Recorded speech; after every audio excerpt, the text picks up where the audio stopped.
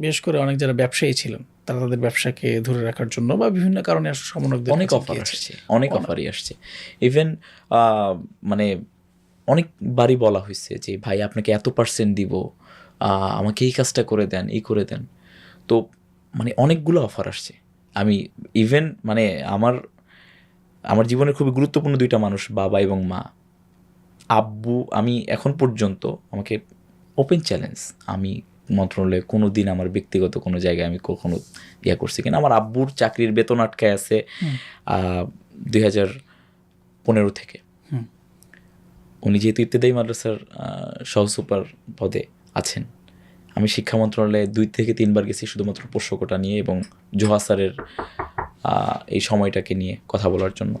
তো আমি চাইলে ওই সময়টা আব্বুর কথা বলতে পারতাম এবং ওনার বেতনটা দেওয়ার ব্যাপারে আমি কথা বলতে পারতাম। তারা আমাকে ডেফিনেটলি কোঅপারেট করতো, কারণ আমি যেহেতু রাজশাহী বিশ্ববিদ্যালয়ের সমন্বয়ক ছিলাম। এটা করি নাই।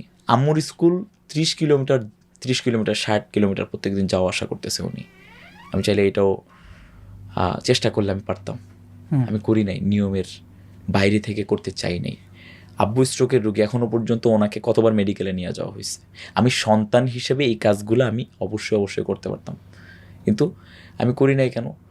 যদি বৈধ পন্থায় করা যায় আমি আমার জায়গা থেকে ওকে আমি করব, কিন্তু এই এথিক্স যদি আমি মেনটেন করতে পারি তাহলে আমাকে মানে যখন কোটি কোটি টাকার হাতছানি ছিল ওইটা যেহেতু মানে সমন্বয় করতে পারছি বা ওইটা ব্যালেন্স করতে পারছি, আমাকে এখন এসে একটা চিঠি নিয়ে এইভাবে ট্রায়াল দেয়া তো এবং এটার মানে রেজাল্ট আলটিমেট এই যে ন্যারেটিভগুলো এটা ভেঙে চুরমার করে দিয়েছে আল্লাহ এবং রাজশাহী বিশ্ববিদ্যালয়ের শিক্ষার্থীরা এই বিজয় দিয়ে।